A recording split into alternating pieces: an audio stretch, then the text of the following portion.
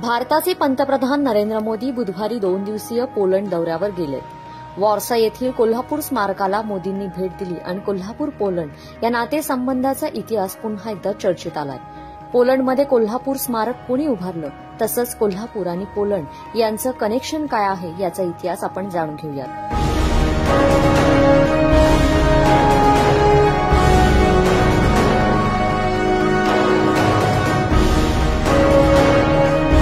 दुसऱ्या महायुद्धाच्या वेळी विस्थापित झालेल्या पोलिश महिला आणि मुलांना कोल्हापूरच्या वळिवडे या लहानशा गावात आश्रय देण्यात आला होता।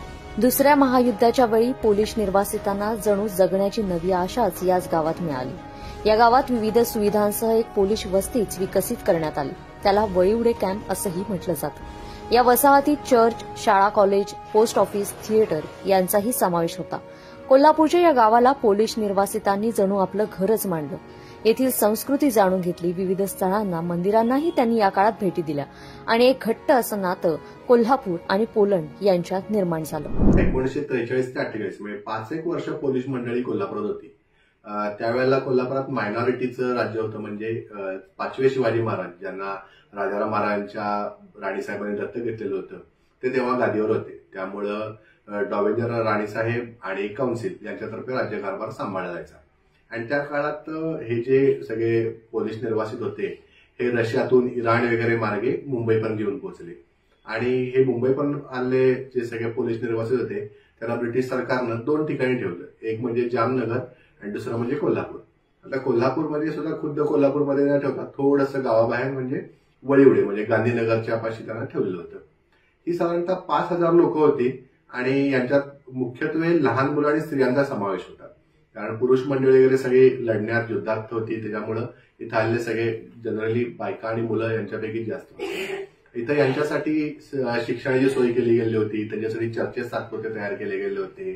त्याशिवाय त्यांचे इतर जे सण समारंभ होते त्याच्यासाठी सुद्धा कोल्हापुरात त्यावेळी सोय केली होती।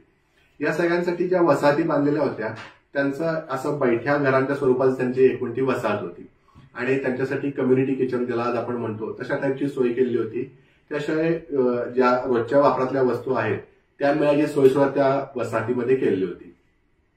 ही जी सगळी मंडळी होती ही मुळात विस्थापित का झाली ह्याच्याबद्दल सुद्धा छोटंसं आपण समजून घेणं गरजेचं आहे। दुसऱ्या महायुद्धाला सुरुवात झाली आणि जर्मनी आणि रशियानं सुरुवातीला ते एकत्र होते दुसऱ्या महायुद्धात। त्यांनी दोघांनी मिळून पोलंड जिंकलं आणि पोलंडची आपापसात वाटणी करून घेतली। मग त्याच्यापैकी अनेक लोक परागंदा झाले, त्यापैकी काही रशियानं आपल्याकडे नेले, काही युरोपमध्ये आले, फ्रान्समध्ये गेले, फ्रान्समधून इंग्लंडमध्ये गेले, कारण फ्रान्स सुद्धा जर्मनीने जिंकून घेतलेलं होतं। मग हे जे रशियातले गेलेले लोक होते रशियाकडे, ते पुढच्या काळात त्यांना इंग्लंडनं हळूहळू आपल्याकडे समाविष्ट करून घेत त्यांना आपलं जिथे राज्य आहे इंग्लंडचं तिथं अनेक ठिकाणी त्यांची ठेवायची सोय केली।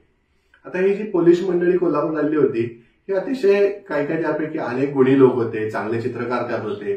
त्यातल्या अनेकांनी वळिवडे कॅम्पचे चांगले फोटो काढून ठेवले आहेत। त्या काळात त्यांनी तिथं नाटकं केली वेगवेगळ्या प्रकारची। त्याशिवाय त्यांच्या क्रिसमस पार्टीज, फॅन्सी ड्रेस स्पर्धा अशा सुद्धा वळिवडेला व्हायच्या।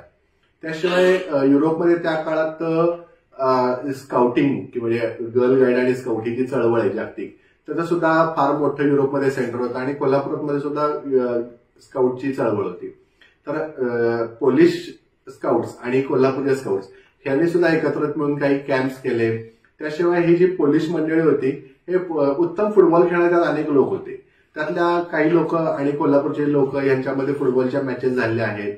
ह्या मॅचेस चांगल्या चुरशीच्या व्हायच्या। त्याशिवाय ही पोलिश मंडळींना सहली काढायची फार आवड होती, त्यामुळे ते वेगवेगळ्या ठिकाणांना भेटी द्यायचे। पन्हाळा असेल किंवा आसपासची ठिकाणं असतील, अगदी खिद्रापूरपर्यंत ते सायकलने गेल्याच्या सुद्धा काही ठिकाणी नोंदी आहेत।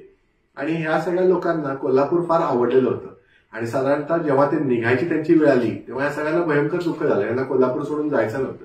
पण असं झालं होतं की अगदी भारताला स्वातंत्र्य मिळालं होतं किंवा अगदी मिळण्याच्या तोंडावर होतं, दुसरं महायुद्ध संपलं होतं, युरोपमध्ये शांतता निर्माण झाली होती, तेव्हा त्यांना जाणं भाग पडलं। आता त्या काळात कोल्हापूर आणि पोलंडमध्ये काही म्हणजे प्रेमाच्या बंधातून सुद्धा काही विवाह झाले। त्यातला एक वॅन्डा नॉविक नावाच्या ज्या बाई होत्या त्या कोल्हापूरच्या वसंत काशीकरांच्या प्रेमात पडल्या आणि या दोघांनी त्या काळात पळून लग्न केलं। ही म्हणजे त्या काळातली अगदी सनसनाटी घटना होती, कारण पोलिश कॅम्पमध्ये तसं काही प्रकारची त्यांच्यावर रिस्ट्रिक्शन्स होती। पण या वॅन्डाबाई ज्या होत्या म्हणजे त्यांचं पुढचं नाव कुमुद काशीकर. तर त्या कॅम्पमधनं निघून एका फोटोग्राफरच्या स्टुडिओमध्ये आल्या. तिथे वसंतराव काशीकर थांबले होते आणि त्यांनी पुढे जाऊन लग्न केलं. आणि मग पुढचं ते सगळं आयुष्य त्या काशीकरबाई ज्या होत्या त्या कोल्हापूरच राहिल्या. त्या परत कधी युरोपला गेल्या नाहीत. भेटीपुरत्या गेल्या, आपल्या आप्तजनांच्या भाऊ बहिणींच्या भेटीला गेल्या, पण त्या कायमस्वरूपी राहिल्या कोल्हापुरातच. आणि अगदी माझ्या लहानपणी सुद्धा मी यांना बघितलेलं आहे. या अगदी कोल्हापुरी टिपिकल आज्यांसारखं महाद्वार रोड, कपिल तलाव जाता येता दिसायच्या. त्यांना चांगलं मराठी बोलता यायचं. आणि असा हा जो कोल्हापूरचा त्यांच्याशी भावबंध जुळून आला, हे आपल्याला कधी कधी छान वाटते बघायला, की इतक्या लांब आलेल्या स्त्रीने एखाद्या कोल्हापुरी संस्कृती आपलीशी करून घेणं. त्याशिवाय अजून सुद्धा एक दोन मजेशीर घटना अशा आहेत की कोल्हापूरच्या काही मंडळींनी त्या कॅम्पमध्ये गणपती बसवला होता. म्हणजे अगदी कारमधनं कोल्हापूरनं गणपती नेऊन पोलीस कॅम्पमध्ये गणपती बसवला. त्यांना आपल्या भारतीय एका उत्सवाचं त्यांना स्वरूपाची माहिती दिली. त्याच्या सुद्धा काही आठवणी माझ्याकडे आहेत. तर असा हा जो कोल्हापूरचा आणि या मंडळीचा बॉन्ड आहे हा अगदी जवळचा आहे. आणि अगदी मी एक 4-5 वर्षापूर्वी मी एका इंटरनॅशनल कंपनीत काम करत होतो.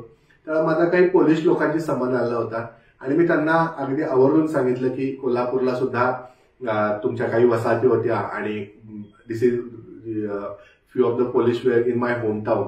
हे ऐकल्यावर त्यांना प्रचंड आनंद झाला. आणि एका अर्थानं सांगायचं तर जिथं ज्या गावांना आपल्याला 4-5 वर्ष आसरा दिला, जेव्हा जग सगळ्या आपल्या विरुद्ध होतं, त्या गावचा हा माणूस आहे. त्याची एका प्रकारची या लोकांच्या नजरेत आपुलकी व प्रेम ते मला त्यांच्यात दिसून आलं. पोलिश नागरिक आणि कोल्हापूर यांच्या ऋणानुबंधांचा इतिहास सांगणारं वॉर्सा येथे कोल्हापूर स्मारक बांधण्यात आले.